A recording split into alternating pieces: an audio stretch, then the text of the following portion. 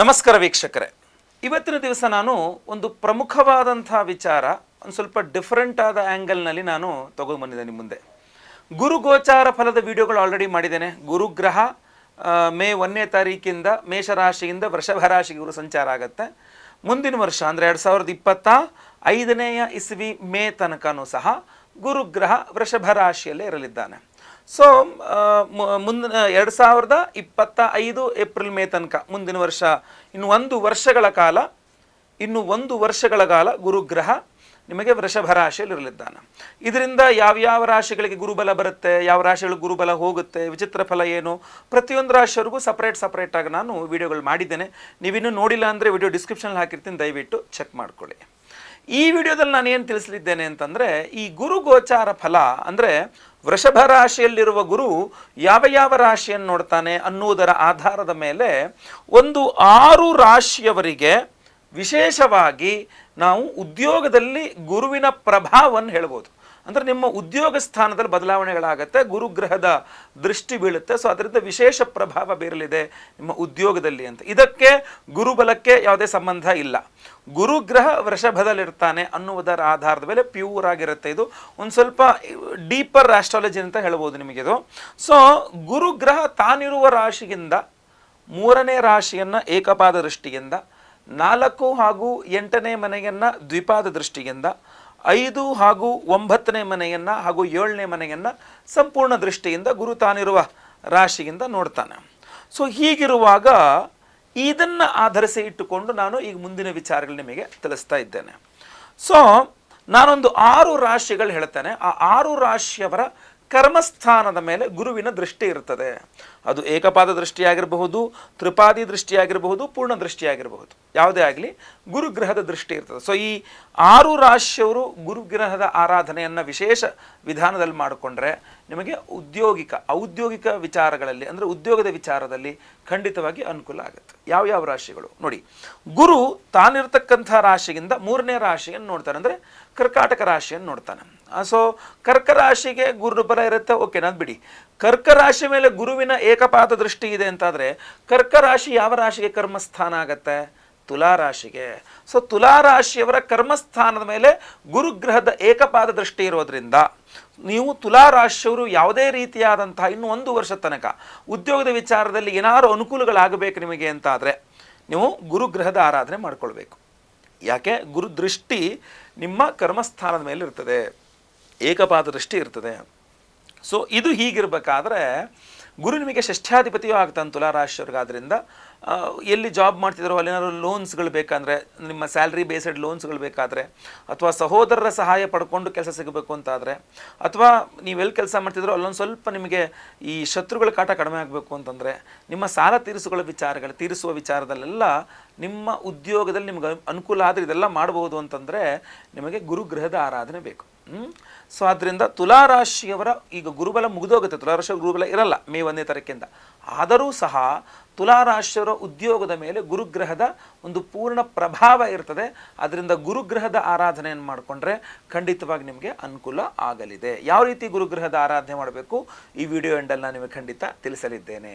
Next 2ನೇ ರಾಶಿ ನೋಡಿ, ಗುರುಗ್ರಹ ವೃಷಭ ರಾಶಿಯಿಂದ 4ನೇ ಮನೆ, ಅದಕ್ಕೆ ನಿಮಗೆ ತ್ರಿಪಾದಿ ದೃಷ್ಟಿ ಇರುತ್ತೆ. ಗುರು ತಾಯಿರುವ ಮನೆಯಿಂದ 4ನೇ ಮನೆಯನ್ನು ತ್ರಿಪಾದಿ ದೃಷ್ಟಿಯಿಂದ ನೋಡ್ತಾನೆ. ಸೊ ತ್ರಿಪಾದಿ ದೃಷ್ಟಿಯಿಂದ ನೋಡೋದಂದರೆ ಸಿಂಹರಾಶಿ ಬರ್ತದೆ. ವೃಷಭ, ಮಿಥುನ, ಕರ್ಕ, ಸಿಂಹರಾಶಿಯನ್ನು ಗುರುಗ್ರಹ ತ್ರಿಪಾದಿ ದೃಷ್ಟಿಯಿಂದ ನೋಡ್ತಾನೆ. ಸೊ ಸಿಂಹರಾಶಿಯವ್ರಿಗೇನು ಗುರುಬಲ ಬರಲ್ಲ. ಆದರೂ ಸಹ ಇಲ್ಲಿ ಗಮನಿಸಬೇಕಾದ ವಿಚಾರ ಏನಂತಂದರೆ, ಸಿಂಹರಾಶಿ ಯಾವ ರಾಶಿಯವರಿಗೆ ಕರ್ಮಸ್ಥಾನ ಆಗುತ್ತೆ? ವೃಶ್ಚಿಕ ರಾಶಿಯವರಿಗೆ. ಸೊ ಫಸ್ಟ್ ತುಲಾರಾಶಿ, 2ನೇದು ವೃಶ್ಚಿಕ ರಾಶಿಯವರಿಗೂ ಸಹ ಗುರುಗ್ರಹದ ಪ್ರಭಾವ ಅವರ ಉದ್ಯೋಗ ಸ್ಥಾನದ ಮೇಲೆ ವಿಶೇಷವಾಗಿರಲಿದೆ. ಸೊ ಔದ್ಯೋಗಿಕವಾಗಿ ಏನೇ ಅಭಿವೃದ್ಧಿ ಆಗಬೇಕು ನಿಮಗೆ, ನಿರುದ್ಯೋಗಿ ವೃಶ್ಚಿಕ ರಾಶಿಯವರಿಗೆ ಉದ್ಯೋಗ ಸಿಗಬೇಕು, ಪ್ರಮೋಷನ್ ಸಿಗಬೇಕು, ಟ್ರಾನ್ಸ್ಫರ್ ಸಿಗಬೇಕು, ಅಥವಾ ಗೌರ್ಮೆಂಟ್ ಜಾಬ್ ಸಿಗಬೇಕು, ಅಥವಾ ಜಾಬ್ ಪರ್ಮನೆಂಟ್ ಆಗಬೇಕು, ಏನೇ ನಿಮಗೆ ಉದ್ಯೋಗ ನಿಮಿತ್ತವಾದಂತಹ ಸೌಕರ್ಯಗಳು ಒಳ್ಳೆಯದಾಗಬೇಕು ನಿಮಗೆ ಅಂತಂದರೆ ವೃಶ್ಚಿಕ ರಾಶಿಯವರು ಕಡ್ಡಾಯವಾಗಿ ಗುರು ಆರಾಧನೆ ಮಾಡ್ಕೊಳ್ಬೇಕು. ಗುರುಬಲನೂ ಬಂದಿರ್ತದೆ ಪೂರ್ಣವಾಗಿ ಸಪ್ತಮ ದೃಷ್ಟಿಯಿಂದಾಗಿ. ಸೊ ಅದು ಇನ್ನೊಂದು ವಿಚಾರ. ಬಟ್ ಆದರೂ ಸಹ ನಿಮಗೆ ವೃಶ್ಚಿಕ ರಾಶಿಯವರಿಗೆ ಔದ್ಯೋಗಿಕ ಅಭಿವೃದ್ಧಿ ಆಗಬೇಕು ಅಂದರೆ ಗುರುಗ್ರಹ ದಾರ. ಒಂದು ತುಲ, ಇನ್ನೊಂದು ವೃಶ್ಚಿಕ. ಮೂರನೇದು ಗುರು ತಾನಿರುವ ರಾಶಿಯಿಂದ 8ನೇ ರಾಶಿಯನ್ನು ನೋಡ್ತಾನೆ, ಅದು ಸಹ ತ್ರಿಪಾದಿ ದೃಷ್ಟಿಯಿಂದ. ಅಂದರೆ ನಿಮಗೆ ಧನುರ್ರಾಶಿ ಆಗುತ್ತೆ. ವೃಶ್ಚಿಕ ಸಪ್ತಮ ಆದರೆ ಅಷ್ಟಮ ಯಾವುದಾಗುತ್ತೆ? ಧನುರ್ರಾಶಿ ಆಗುತ್ತೆ. ಸೊ ಧನುರ್ರಾಶಿ ಮೇಲೆ ಗುರುಗ್ರಹದ ತ್ರಿಪಾದಿ ದೃಷ್ಟಿ ಇದ್ದರೆ, ಧನುರ್ರಾಶಿ ಯಾವ ರಾಶಿಯವರಿಗೆ ಕರ್ಮಸ್ಥಾನ ಆಗುತ್ತೆ? ಮೀನರಾಶಿಯವರಿಗೆ. ಸೊ ಮೀನರಾಶಿಯವರು ಕರ್ಮಾಧಿಪತಿಯೂ ಗುರುವೇ, ಗುರುಬಲ ಮುಗಿದೋಯ್ತು, ತೃತೀಯದಲ್ಲಿ ಗುರು ಇರ್ತಾನೆ. ಆದರೂ ಸಹ ಗುರುಗ್ರಹದ ತ್ರಿಪಾದಿ ದೃಷ್ಟಿ ನಿಮ್ಮ ಉದ್ಯೋಗ ಸ್ಥಾನ ಮೇಲಿರೋದ್ರಿಂದಾಗಿ ಮೀನರಾಶಿಯವರು ಗುರುಗ್ರಹದ ಆರಾಧನೆ ಚೆನ್ನಾಗಿ ಮಾಡಿಕೊಂಡ್ರೆ ಅವರಿಗೆ ಆಟೋಮೆಟಿಕಲಿ ಉದ್ಯೋಗದ ವಿಚಾರದಲ್ಲಿ ಅನುಕೂಲ ಆಗುತ್ತೆ. ಯಾವ ರೀತಿಯಲ್ಲಿ ಗುರುಗ್ರಹದ ಆರಾಧನೆ ಮಾಡ್ಕೋಬೇಕು ನಾನು ಈ ವಿಡಿಯೋದಲ್ಲಿ ಹೇಳ್ತೇನೆ. ತೋರದಲ್ಲಿ ನೆನಪಿಟ್ಕೊಳ್ಳಿ, ತುಲಾರಾಶಿ, ಆಮೇಲೆ ನೆಕ್ಸ್ಟ್ ಬಂದು ವೃಶ್ಚಿಕ ರಾಶಿ, ಆಮೇಲೆ ಬಂದು ಮೀನರಾಶಿ. ಈ 3 ರಾಶಿ ಆಯಿತಾ. ಈ ನೆಕ್ಸ್ಟ್ 3 ರಾಶಿಯವರು ಯಾರಪ್ಪ ಅಂತಂದರೆ ನೋಡಿ, ಕನ್ಯಾ ರಾಶಿಯ ಮೇಲೆ ಗುರುಗ್ರಹದ ದೃಷ್ಟಿ ಇರುತ್ತೆ. ಯಾಕೆಂದರೆ ತಾನಿರುವ ರಾಶಿಯಿಂದ 5ನೇ ರಾಶಿಯನ್ನು ಗುರು ನೋಡ್ತಾನೆ ಅಂತಂದಾಗ ಕನ್ಯಾ ರಾಶಿಯನ್ನು ಗುರು ನೋಡ್ತಾನೆ ಅಂತಂದರೆ, ಕನ್ಯಾ ರಾಶಿ ಯಾರಿಗೆ ಕರ್ಮಸ್ಥಾನ ಆಗುತ್ತೆ? ಅದು ಒಂದು ಧನುರ್ರಾಶಿಯವರಿಗೆ ಕರ್ಮಸ್ಥಾನ ಆಗುತ್ತೆ. ಸೊ ಧನುರ್ರಾಶಿಯವರಿಗೆ ಈ ಒಂದು ಇನ್ನು 1 ವರ್ಷಗಳ ಕಾಲ ಉದ್ಯೋಗದಲ್ಲಿ ಯಾವುದೇ ರೀತಿ ಅಭಿವೃದ್ಧಿ ಆಗಬೇಕು ಅಂತಂದರೆ ನೀವು ಗುರುಗ್ರಹದ ಆರಾಧನೆ ಮಾಡಬೇಕು. ನಿಮಗೆ ಕರ್ಮಾಧಿಪತಿ ನಿಮಗೆ ಬುಧನೇ ಆಗಿರಬಹುದು, ಆದರೆ ಬುಧ ಕರ್ಮಸ್ಥಾನದ ಮೇಲೆ ಗುರುವಿನ ದೃಷ್ಟಿ ಇರೋದ್ರಿಂದ ಗುರುವಿನ ಆರಾಧನೆಯನ್ನು ಮಾಡಿಕೊಂಡು ಧನುರ್ರಾಶಿಯವರು ಷಷ್ಠದಲ್ಲಿ ಬೇರೆ ಇರ್ತಾನೆ 6ನೇ ಮನೆಯಲ್ಲಿ. ಸೊ ವಿಶೇಷವಾಗಿ ಗುರು ಆರಾಧನೆ ಮಾಡ್ಕೊಳ್ಬೇಕು. ಧನುರ್ರಾಶಿಯವರು ಎಷ್ಟು ಜಾಸ್ತಿ ಗುರುವಿನ ಆರಾಧನೆಯನ್ನು ಮಾಡ್ಕೊಳ್ತಾರೆ ಈ 1 ವರ್ಷ, ಅಷ್ಟು ಚೆನ್ನಾಗಿ ಅವರಿಗೆ ಅವರು ಔದ್ಯೋಗಿಕವಾಗಿ ಅಂದರೆ ಉದ್ಯೋಗ ರೀತಿಯಲ್ಲಿ ಖಂಡಿತವಾಗಿ ಅನುಕೂಲ ಆಗುತ್ತೆ. ಆಯ್ತಲ್ವಾ? ಸೊ ತುಲಾರಾಶಿ, ವೃಶ್ಚಿಕ ರಾಶಿ, ಮೀನರಾಶಿ, ಧನುರ್ರಾಶಿ. ಇನ್ನು 2 ರಾಶಿಗಳು ಯಾವುದು ನೋಡಿ. ಗುರು ತಾನಿರುವ ರಾಶಿಯಿಂದ 9ನೇ ಮನೆಯನ್ನು ಅಂದರೆ ಪೂರ್ಣ ದೃಷ್ಟಿಯಿಂದ ನೋಡ್ತಾನೆ ಅಂದರೆ ಮಕರ ರಾಶಿ ಆಗುತ್ತೆ. ಸೊ ಮಕರ ರಾಶಿಗೆ ಗುರು ದೃಷ್ಟಿ ಇದೆ ಅಂತಂದರೆ ಮಕರ ರಾಶಿಯವರಿಗೆ ಗುರುಬಲ ಬಂದುಬಿಡ್ತು, ಅದು ಪ್ರಶ್ನೆ ಬೇರೆ. ನಾನು ಹೇಳ್ತಿರೋದು ಗುರುವಿನ ದೃಷ್ಟಿ 9ನೇ ಮನೆ ಇರ್ತದೆ ಅನ್ನೋವಂಥದ್ದು. ಸೊ ಗುರು ದೃಷ್ಟಿ ಮಕರ ರಾಶಿ ಮೇಲಿದೆ ಅಂತಂದರೆ ಮಕರ ಯಾರಿಗೆ ಕರ್ಮಸ್ಥಾನ ಆಗುತ್ತೆ? ಮೇಷರಾಶಿಯವರಿಗೆ ಕರ್ಮಸ್ಥಾನ ಆಗುತ್ತೆ. ಸೊ ಮೇಷರಾಶಿಯವರಿಗೆ ಗುರುಬಲ ಬಂದಿರ್ತದೆ, ಪ್ರಶ್ನೆ ಬೇರೆ.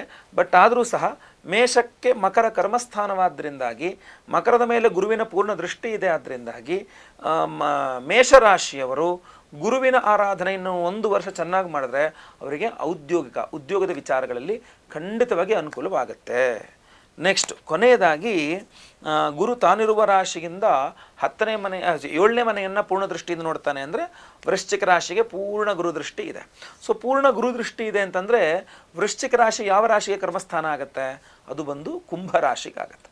ಸೊ ಕುಂಭರಾಶಿಯವರು ಗುರುವಿನ ಆರಾಧನೆಯನ್ನು ಮಾಡಿಕೊಂಡ್ರೆ 100% ಅವರಿಗೆ ಉದ್ಯೋಗ ಸಮಸ್ಯೆಗಳು ಪರಿಹಾರವಾಗುತ್ತೆ. ಸೊ ಗುರುಬಲ ಇರಲಿ, ಗುರುಬಲ ಇಲ್ಲದೇ ಇರಲಿ, ತುಲಾರಾಶಿ, ವೃಶ್ಚಿಕ ರಾಶಿ, ಮೀನರಾಶಿ, ಧನುರ್ರಾಶಿ, ಮೇಷರಾಶಿ ಹಾಗೂ ಕುಂಭರಾಶಿ ಈ 6 ರಾಶಿಯವರಿಗೂ ಸಹ ಅವರವರ ಕರ್ಮಸ್ಥಾನದ ಮೇಲೆ ಗುರುಗ್ರಹದ ಪೂರ್ಣ ದೃಷ್ಟಿ ಇರುವುದರಿಂದಾಗಿ ಇನ್ನು 1 ವರ್ಷಗಳ ಕಾಲ, ಅಂದರೆ ಈ ವರ್ಷ ಈಗ ನಾಳೆ ಮೇ 1ನೇ ತಾರೀಕಿಂದ ಇನ್ನು 1 ವರ್ಷಗಳ ಕಾಲ ಮುಂದೆ ಗುರುವಿನ ದೃಷ್ಟಿ ನಿಮ್ಮ ಉದ್ಯೋಗ ಸ್ಥಾನ ಮೇಲೆ ಇರೋದ್ರಿಂದ ಈ 6 ರಾಶಿಯವರು ವಿಶೇಷವಾಗಿ ಗುರುವಿನ ಆರಾಧನೆ ಮಾಡಿಕೊಂಡು ನಿಮ್ಮ ಉದ್ಯೋಗದ ಸಮಸ್ಯೆಗಳನ್ನು ಪರಿಹಾರ ಮಾಡಿಕೊಳ್ಳಿ. ಯಾವ ತರಹದ, ಈಗ ನೀವು 6 ರಾಶಿಯಲ್ಲಿ ಯಾರೇ ನಿರುದ್ಯೋಗಿಗಳಿದ್ದರೆ ಉದ್ಯೋಗ ಪ್ರಾಪ್ತಿಯಾಗಬೇಕು, ಅಥವಾ ಉದ್ಯೋಗಲಿದ್ದೀರಾ ಸ್ಯಾಲ್ರಿ ಹೈಕ್ ಬೇಕು, ಪ್ರಮೋಷನ್ ಬೇಕು, ಟ್ರಾನ್ಸ್ಫರ್ ಬೇಕು, ಉದ್ಯೋಗದಲ್ಲಿ ತುಂಬ ಜನರ ಕಾಟ ಜಾಸ್ತಿ ಆಗ್ಬಿಟ್ಟಿದೆ, ಅದೆಲ್ಲ ಕಡಿಮೆ ಆಗಬೇಕು, ಜವಾಬ್ದಾರಿಗಳಿಂದ ಫ್ರೀ ಆಗಬೇಕು, ಈಸಿಯಾಗಿ ನೀವು ಕೆಲಸ ಮಾಡಬೇಕು, ನಿಮ್ಮ ಹೈಯರ್ ಅಥಾರಿಟೀಸಿಂದ ನಿಮಗೆ ಒಳ್ಳೆಯ ರೆಸ್ಪಾನ್ಸ್ ಸಿಗಬೇಕು, ನಿಮ್ಮನ್ನು ಚೆನ್ನಾಗಿ ನೋಡ್ಕೊಳ್ಬೇಕು ನಿಮ್ಮ ಆಫೀಸಲ್ಲಿ, ನೀವೆಲ್ಲಿ ಕೆಲಸ ಮಾಡ್ತಿರೋ ಅಲ್ಲಿ. ಸೊ ಈ ಥರ ಯಾವುದೇ ವಿಚಾರಗಳಿದ್ದರೂ ಸಹ ದಯವಿಟ್ಟು ನೀವೇನು ಮಾಡಬೇಕು? ಗುರುವಿನ ಆರಾಧನೆ ಮಾಡ್ಕೊಳ್ಬೇಕು. ಏನು ಗುರುವಿನ ಆರಾಧನೆ ಅಂತಂದರೆ ನೋಡಿ, ಈ 6 ರಾಶಿಯವರಷ್ಟೇ ಅಲ್ಲ, ಯಾವುದೇ ರಾಶಿಯವರಾಗಿರಬಹುದು, ನೀವು ಗುರುವಿನ ಆರಾಧನೆ ಹೆಂಗೆ ಮಾಡಬೇಕು ಅಂತಕ್ಕಂಥದ್ದು ಹೇಳ್ತೇನೆ. ಒಂದು, ಪ್ರತಿದಿನ ಮಾಡ್ತಕ್ಕಂಥ ಕೆಲಸ ಏನಪ್ಪ? ಪ್ರತಿದಿನ ಬೆಳಗ್ಗೆ ಎದ್ದು ಗುರುಗ್ರಹದ ಆ ಅಷ್ಟೋತ್ತರವನ್ನು ಪಠನೆ ಮಾಡ್ಕೊಳ್ಬಹುದು, ರಾಘವೇಂದ್ರ ಸ್ವಾಮಿಗಳ ಅಷ್ಟೋತ್ತರವನ್ನು ಪಠನೆ ಮಾಡ್ಕೊಳ್ಬಹುದು, ದತ್ತಾತ್ರೇಯ ವಜ್ರಕವಚ ಸ್ತೋತ್ರವನ್ನು ಖಂಡಿತವಾಗಿ ಪಠನೆ ಮಾಡ್ಕೊಳ್ಬಹುದು, ಗುರು ದತ್ತಾತ್ರೇಯರ ಸ್ತೋತ್ರಗಳನ್ನು ಪಠನೆ ಮಾಡ್ಕೊಳ್ಬಹುದು. ಇದು ಪ್ರತಿದಿನ ಮಾಡ್ಕೊಳ್ಬಹುದಾದಂತಹ ಗುರುವಿನ ಆರಾಧನೆ. ನೆಕ್ಸ್ಟ್ ವಾರಕ್ಕೊಮ್ಮೆ ಗುರುವಾರಗಳಲ್ಲಿ ಗುರುವಾರ ನಿಮ್ಮ ಮನೆ ಹತ್ತಿರದಲ್ಲಿರ್ತಕ್ಕಂಥ ದತ್ತಾತ್ರೇಯರ ದೇವಸ್ಥಾನ ಇರಬಹುದು, ಅಥವಾ ರಾಘವೇಂದ್ರ ಸ್ವಾಮಿಗಳ ಮಠ ಇರಬಹುದು, ಅಥವಾ ಯಾವ್ದಾದ್ರು ಗುರು ಸನ್ನಿಧಾನಗಳು ಯಾವುದೇ ಇದ್ದರೂ ಸಹ ಅಲ್ಲಿಗೆ ಹೋಗಬಹುದು. ಯಾವುದೂ ಇಲ್ಲ ಅಂದರೆ ಮನೆ ಹತ್ತಿರದಲ್ಲಿ ಯಾವುದಾದ್ರು ದೇವಸ್ಥಾನದಲ್ಲಿ ನವಗ್ರಹ ಇದ್ದೇ ಇರುತ್ತೆ. ಅದರಲ್ಲಿ ಆ ನವಗ್ರಹಗಳಲ್ಲಿ ಮಧ್ಯದಲ್ಲಿ ಸೂರ್ಯ ಇದ್ದರೆ, ಸೂರ್ಯ ಪೂರ್ವಾಭಿಮುಖವಾಗಿದ್ದಾನೆ ಅಂತಂದರೆ ಸೂರ್ಯನ ಎಡಭಾಗದಲ್ಲಿ ಮಧ್ಯದಲ್ಲಿರ್ತಕ್ಕಂಥನೇ ಗುರುಗ್ರಹ ಆಗಿರ್ತಾನೆ. ಸೊ ಆ ಗುರುಗ್ರಹಕ್ಕೆ ಫಲಪಂಚಾಮೃತ ಅಭಿಷೇಕ, ಅರಿಶಿನ ಬಣ್ಣದ ಹೂಗಳಲ್ಲಿ ಅರ್ಚನೆ, ಸೇವಂತಿ ಇತ್ಯಾದಿ ಅರಿಶಿನ ಬಣ್ಣದ ಹೂಗಳಲ್ಲಿ ಮಾಡಿಸ್ಬಹುದು. ಇನ್ನು ಅದೇ ಗುರುವಾರ ಒಂದು 7 ಗುರುವಾರಗಳು ಅರಿಶಿನ ಬಣ್ಣದ ವಸ್ತ್ರದಲ್ಲಿ, ಯೆಲ್ಲೋ ಕಲರ್ ನನಗೆ ಹಾಕ್ಕೊಂಡಿದ್ದೀನಲ್ಲ ಶರ್ಟ್, ಅದೇ ಥರ ಅರಿಶಿನ ಬಣ್ಣದ ವಸ್ತ್ರದಲ್ಲಿ ಕಡಲೆಕಾಳನ್ನು ಗಂಟು ಕಟ್ಟಿ ನೀವು ದಾನ ಮಾಡ್ಬೋದು 7 ಗುರುವಾರಗಳು, ಆಯ್ತಲ್ವಾ. ಸೊ ಇದು ವಾರಕ್ಕೊಮ್ಮೆ ನೀವು ಮಾಡಿಕೊಳ್ಳಬಹುದಾದಂತಹ ಪರಿಹಾರ. ಇನ್ನು ವಿಶೇಷವಾಗಿ ಇನ್ನೂ ಬಹಳ ಮುಖ್ಯವಾಗೋದೊಂದು ಕ್ಷೇತ್ರ ದರ್ಶನಗಳಲ್ಲಿ ಮಾಡಬಹುದು. ಕ್ಷೇತ್ರ ದರ್ಶನಗಳು ಮಾಡೋದು ಅಂದರೆ ಯಾವ ಥರ, ನೀವು ಮಂತ್ರಾಲಯಕ್ಕೆ ಹೋಗಿ ಬರಬಹುದು, ಅಥವಾ ಗಾಣಗಾಪುರಕ್ಕೆ ಹೋಗಿ ಬರ್ಬೋದು, ಶಿರಸಿ ಹತ್ರ ನಮ್ಮ ಶ್ರೀಧರ ಸ್ವಾಮಿಗಳ ಮಠಕ್ಕೆ ಆಶ್ರಮಕ್ಕೆ ಹೋಗ್ಬೋದು, ಅಥವಾ ನಿಮ್ಮ ಗುರುಮಠಗಳೇನಿದೆ ನಿಮ್ಮ ಗುರುಮಠಗಳಲ್ಲಿ ಗುರುವಾರ ದಿವಸ ಹೋಗಿ ನೀವು ಅಲ್ಲಿ ಗುರುಪಾದುಕಾ ಪೂಜೆಯನ್ನು ಮಾಡಿಸ್ಕೊಂಡು ಯಥಾಶಕ್ತಿ ನಿಮ್ಮ ಒಂದು ಸೇವೆಯನ್ನು ಸಲ್ಲಿಸ್ಬಿಟ್ಟು ಗುರುಗಳಿಂದ ಒಂದು ಮಂತ್ರಾಕ್ಷತೆಯನ್ನು ತೆಗೆದುಕೊಂಡು ಬರಬಹುದು. ವಾರಕ್ಕೊಮ್ಮೆ ಗುರುವಾರ ಒಂದು ಹೊತ್ತು ಉಪವಾಸ ಇರಬಹುದು. ಆದರೆ ಈ BP ಶುಗರು ನಿಮ್ಮ ಆರೋಗ್ಯದ ವಿಚಾರಗಳನ್ನೆಲ್ಲ ಗಮನಿಸಬೇಕಾಗತ್ತೆ, ಎಲ್ಲರೂ ಅದು ಮಾಡೋಕ್ಕಾಗತ್ತೆ ಅಂತ ಹೇಳಕ್ಕೆ ಬರಲ್ಲ. ಬಟ್ ಗುರುವಾರ ಒಂದು ಹೊತ್ತು ಉಪವಾಸ ನಿಮಗೆ ಆರೋಗ್ಯ ಪರ್ಮಿಷನ್ ಕೊಟ್ಟರೆ ನೀವು ಒಂದು ಹೊತ್ತು ಉಪವಾಸ, ಒಂದು ಇಡೀ ದಿನ ಅಲ್ಲ, ಒಂದು ಹೊತ್ತು ಉಪವಾಸ ಇರತಕ್ಕಂಥದ್ದು. ಅದು ಆಗಲಿಲ್ಲ ಅಂತಂದರೆ ಆ ಒಂದು ಹೊತ್ತು ಅನ್ನ, ಈರುಳ್ಳಿ, ಬೆಳ್ಳುಳ್ಳಿ, ನಾನ್ ವೆಜ್ ಇತ್ಯಾದಿ ಐಟಮ್ಸ್ಗಳನ್ನ ಹೊರತುಪಡಿಸಿ ಕೇವಲ ಹಾಲು ಹಣ್ಣು ಒಂದು ಹೊತ್ತು ತಿಂದು ಮಿಕ್ಕಿದತ್ತು ಊಟ ಮಾಡ್ಕೊಂಡಿರ್ಬೋದು. ಸೊ ಈ ಥರ ಯಾವುದೋ ಬೇಕಾದ್ರೂ ಮಾಡ್ಬೋದು. ಇಲ್ಲಾಂದರೆ ಇನ್ನು ಪವರ್ಫುಲ್ ಆಗಿರತಕ್ಕಂಥದ್ದು ಅಂದರೆ ಗುರು ರತ್ನ ಧಾರಣೆ ಅಂತ. ಸೊ ಗುರು ರತ್ನ ಧಾರಣೆಯಲ್ಲಿ ಎಲ್ಲೋ ಸಫೈರ್ ಪ್ರತಿಯೊಬ್ಬರೂ ಹಾಕ್ಕೊಳ್ಳೋಕ್ಕಾಗಲ್ಲ, ಯಾಕೆಂದರೆ ಅವರವರ ಜಾತಕದಲ್ಲಿ ಗುರು ಎಲ್ಲಿದ್ದಾನೆ ಅನ್ನುವಂಥದ್ದು ಗೊತ್ತಿಲ್ಲ. ಎರಡನೇದಾಗಿ ಎಲ್ಲೋ ಸಫೈರ್ ತುಂಬ ಕಾಸ್ಟ್ಲಿನೂ ಆಗಿರುತ್ತೆ, ಸಾವಿರಾರು ರೂಪಾಯಿ ನಿಮಗೆ ಪರ್ ಕ್ಯಾರೆಟ್ ತುಂಬ ಸಾವಿರಾರು ರೂಪಾಯಿ ಕಾಸ್ಟ್ಲಿ ಆಗಿರುತ್ತೆ. ಸೊ ಇದಕ್ಕೆ ಉತ್ತಮವಾದ ಉಪಾಯ ಏನಪ್ಪ ಅಂದರೆ ಕನಕವರ್ಣಿಕಾ ರತ್ನ. ನಿಮಗೆ ಸ್ಕ್ರೀನ್ ಮೇಲೆ ರತ್ನ ಕಾಣ್ತಾ ಇರತಕ್ಕಂಥದ್ದು ಕನಕವರ್ಣಿಕಾ ಅಂತ. ಈ ರತ್ನವನ್ನು ಪ್ರತಿಯೊಬ್ಬರೂ ಸಹ, ನೀವು ಯಾವುದೇ ರಾಶಿಯವರಾಗಿರ್ಬೋದು, ಪ್ರತಿಯೊಬ್ಬರೂ ಸಹ ಇದನ್ನು ಧಾರಣೆ ಮಾಡ್ಕೊಳ್ಬಹುದು. ಈ ರತ್ನವನ್ನು ನೀವೇ ಒಂದು ಉಂಗ್ರನೋ ಡಾಲರೋ ಏನೋ ಮಾಡೋಕ್ಕೋಬೋದು, ಇಲ್ಲಾಂದರೆ ಹಾಗೆ ಪಾಕೆಟಲ್ಲಿ ಬೇಕಾದ್ರೆ ಇಟ್ಕೊಳ್ಬೋದು. ಈ ಕನಕವರ್ಣಿಕಾ ಅನ್ನುವಂಥದ್ದು ಉಪರತ್ನ, ಇದು ಕನಕಪುಷ್ಯರಾಗಲ್ಲ, ಇದು ಉಪರತ್ನ. ಸೊ ಈ ಕನಕವರ್ಣಿಕಾ ರತ್ನವನ್ನು ಎಲ್ಲಿ ಸಿಗುತ್ತೆ ಗುರುಳೆ, ಯಾವ ಅಂಗಡಿಯಲ್ಲಿ ಸಿಗುತ್ತೆ ಅಂತಂದರೆ ಏನೂ ಇಲ್ಲ, ನಮ್ಮಲ್ಲೇ ನಾವು ಕೊಡ್ತಾ ಇದ್ದೇವೆ. ಈ ಕನಕವರ್ಣಿಕಾ ರತ್ನಕ್ಕೆ ನಾವು ಎಕ್ಸ್ಟ್ರಾ ಏನೂ ದುಡ್ಡು ತಗೊಳ್ತಾ ಇಲ್ಲ, ಕೇವಲ ನಮ್ಮ ಸಂಕಲ್ಪ ಸೇವೆ ಅಂತ ಹೇಳಿ ಒಂದು ದರವನ್ನು ಇಟ್ಟಿದ್ದೇವೆ. ಅದೇನಪ್ಪ ಅಂದರೆ ಹೋಮಗಳನ್ನು, ಅಂದರೆ ಗುರುಗ್ರಹದ ಹೋಮವನ್ನು ಮಾಡ್ತಾ ಇದ್ದೇವೆ. ಸೊ ಸಹಸ್ರ ಗುರುಶಾಂತಿ ಹೋಮ ಅಂತ ನಾವು ಇದೇ ಬರುವ ಏಪ್ರಿಲ್ 23ನೇ ತಾರೀಕು ಹುಣ್ಣಿಮೆಯ ದಿವಸ 1008 ಸಂಖ್ಯೆಯಲ್ಲಿ ವಿಶೇಷವಾಗಿ ನಾವು ಗುರುಗ್ರಹಕ್ಕೆ ಒಂದು ಹೋಮವನ್ನು ಮಾಡ್ತಾ ಇದ್ದೇವೆ, ಸಹಸ್ರ ಗುರುಶಾಂತಿ ಹೋಮ ಅಂತ. ಆ ಒಂದು ಹೋಮವನ್ನು ಮಾಡಿ ಈ ಒಂದು ವಿಶೇಷವಾದಂತಹ ಕನಕವರ್ಣಿಕಾ ರತ್ನಗಳನ್ನು, ಈ ರತ್ನಗಳನ್ನು ವಿಶೇಷವಾಗಿ ನಾವೊಂದು ಅಮ್ಮನವರ ಸನ್ನಿಧಾನ, ಮಹಿಷಮರ್ದಿನಿ ಅಮ್ಮನವರ ಸನ್ನಿಧಾನದಲ್ಲಿ ವಿಶೇಷವಾಗಿ ಪೂಜೆಯನ್ನು ಮಾಡಿಸಿಕೊಂಡು ಅಲ್ಲಿ ಅಭಿಮಂತ್ರಣೆಯನ್ನು ಮಾಡಿಕೊಂಡು ಅಲ್ಲಿಯೇ ಸಹ ಅಮ್ಮನವರಲ್ಲಿ ಸನ್ನಿಧಾನದಲ್ಲಿ ಅಭಿಮಾನಿ ಪ್ರಾರ್ಥನೆ ಮಾಡಿಕೊಂಡು ಅಲ್ಲಿ ನಾವು ಪ್ರಸಾದ ಸ್ವರೂಪವಾಗಿ ತೆಗೆದುಕೊಂಡಿದ್ದೇವೆ. ಸೊ ಅಲ್ಲಿಂದ ತಂದಿರತಕ್ಕಂಥ ಈ ರತ್ನಗಳನ್ನು ಮತ್ತೆ ಪುನಃ ನಮ್ಮ ಯಾಗಶಾಲೆಯಲ್ಲಿ ನಾವಿಟ್ಟು ನಾವು ಅದನ್ನು ಮತ್ತೆ ಪುನಃ 1008 ಸಂಖ್ಯೆಯಲ್ಲಿ ಗುರುಗ್ರಹಕ್ಕೆ ಹೋಮವನ್ನು ಮಾಡಿ ನಾವು ನಿಮಗೆ ಅದನ್ನು ಕಳಿಸ್ಕೊಡ್ತೇವೆ. ಬಳೆ ಸಹಸ್ರ ಅಷ್ಟೇ ಅಲ್ಲ, ಯಾಕೆಂದರೆ ಆಂಜನೇಯನ ಆರಾಧನೆಯನ್ನು ಮಾಡಿದ್ರು ಕೂಡ ತುಂಬ ವಿಶೇಷ.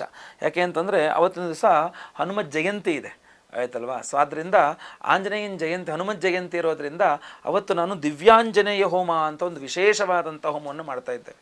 ಸೊ ಸಹಸ್ರ ಗುರುಶಾಂತಿ ಹೋಮ, ದಿವ್ಯಾಂಜನೇಯ ಹೋಮ, ಆಮೇಲೆ ಇದು ಎಂಥದ್ದು ನಿಮ್ಮ ಸರ್ಪದೋಷಗಳ ಪರಿಹಾರಕ್ಕೆ ಆಶ್ಲೇಷ ಬಲಿ ಪೂಜೆ, ಸರ್ಪಶಾಂತಿ ಹೋಮ, ಆಮೇಲೆ ಶನಿಶಾಂತಿ ಹೋಮ, ಆಮೇಲೆ ಸಂತಾನ ಗೋಪಾಲ ಹೋಮ, ಹೀಗೆ ಹಲವಾರು ಹೋಮಗಳು ಒಂದೇ ಸಂಕಲ್ಪ ಸೇವೆ.